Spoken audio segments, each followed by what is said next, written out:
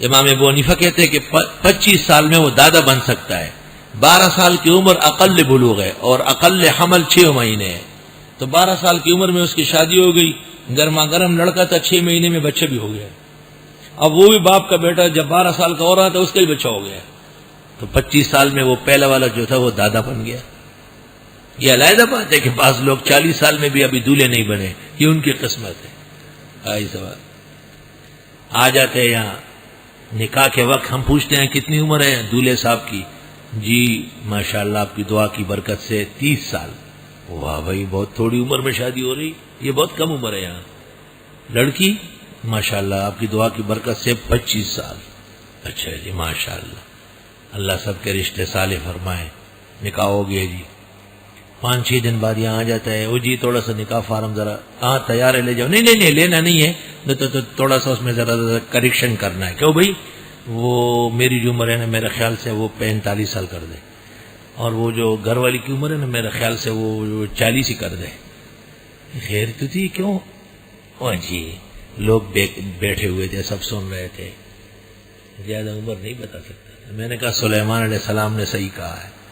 حضرت سلیمان بیٹھے ہوئے تھے اور ایک چڑی کے ساتھ کچھ گپ شپ لگا رہا تھا، اوپر نیچے. حضرت سلیمان اچانک ہنس پڑے. تو وزیروں نے پوچھا حضرت جی کیا ہے؟ کہا یہ چڑا جو ہے یہ چڑیا کو کہتا ہے میرے ساتھ شادی کرو، بیت المقدس کے سفید مینار میں گھر بنا کے دے دوں گا. اور بالکل جھوٹ بول رہا ہے، مینار میں نے بنایا ہے، اس میں سوئی کی رکھنے کی جگہ میں نے نہیں چھوڑی، کہاں سے گھونسلہ بنائے گا؟ کلنا کہ ہن کا زبو، ہر نکاح کرنے والا تھوڑا بہت جھوٹ بولتا ہے.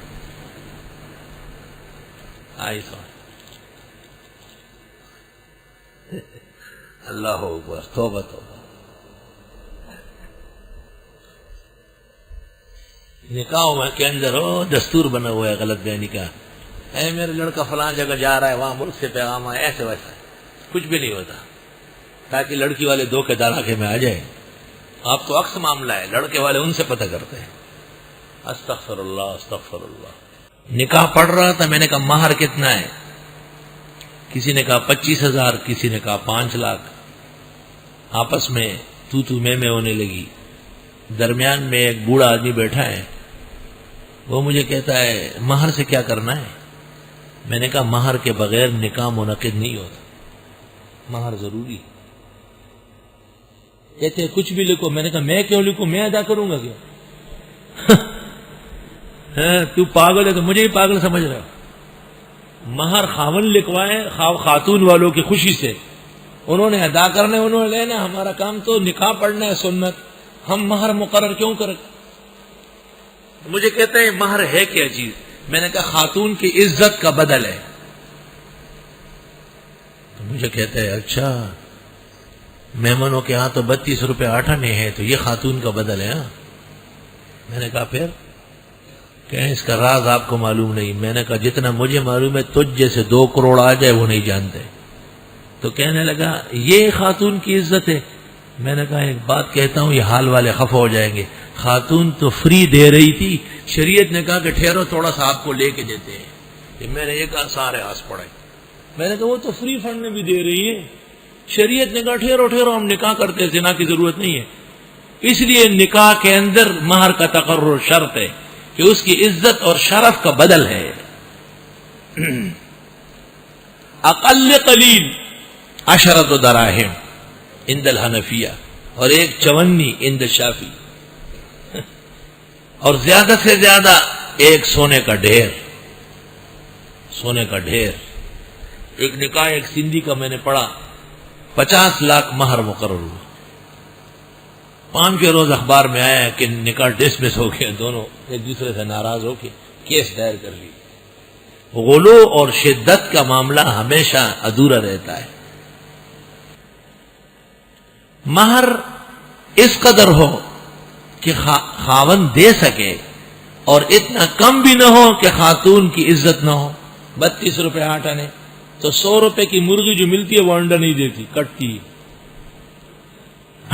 انڈا دینے والی مرغی کم از کم 150-160 کی اچھی نسل کی ہوتی. تو یہ جو عورت آئی ہے یہ غریب ایک چوزے دینے والی مرغی سے بھی کم تر ہے.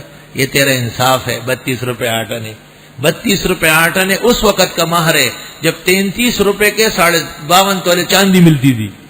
تو میمنوں کے بزرگوں نے کہا کہ بھی خاتون پر قربانی بھی آئے گی، زکوٰۃ بھی آئے گی، سب چیزیں آئے گی، بہتر یہ ہے کہ 8 آنے کم کر لو. 32 روپے 8 آنے کب کا ہے؟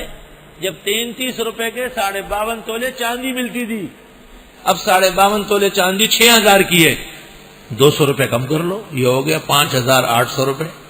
اور اگر سونے کا حساب دینا ہے 8,000 روپے تولا ہے اور 7.5 تولے ہے، 7 8 56، 60,000 آرام سے معتدل مہر ہے.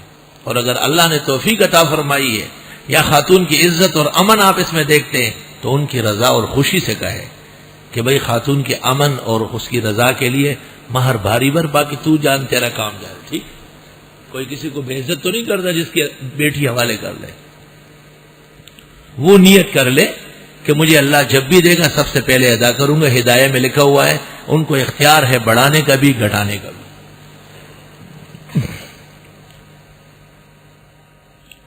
دیجیے عورتوں کو ان کے مہر خوش دلی سے.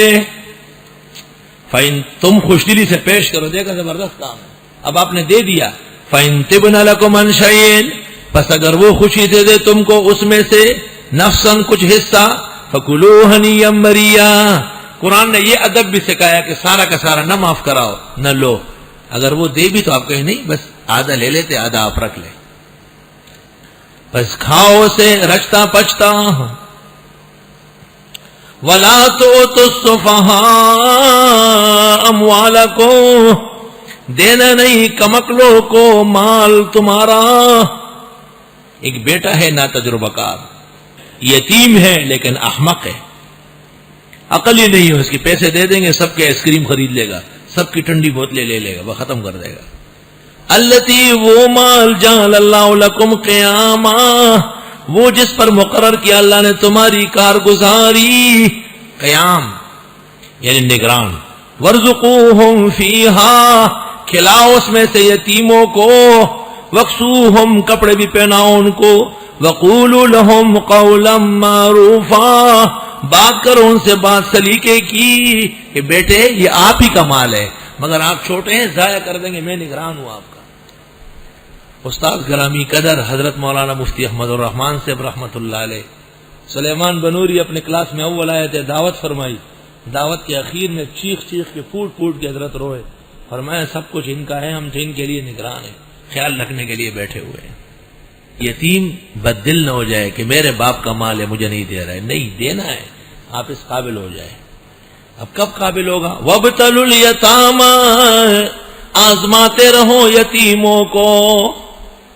حَتَّىٰ إِذَا بَلَغُوا النِّکَاحَ، یہاں تک کہ وہ پہنچ جائیں نکاح کے عمر کو.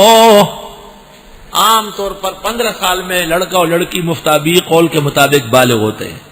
احتیاطاً 3 سال اور رکھو، 18-20 سال میں ان کے حوالے کرو. امام اعظم کہتے ہیں 25 سال تک انتظار کر سکتے. اگر ہوشیار لڑکا ہے، ذہن ٹھیک ہے، مال اپنا پرایا سب جانتا ہے، 15 سال میں حوالے کر سکتے ہیں.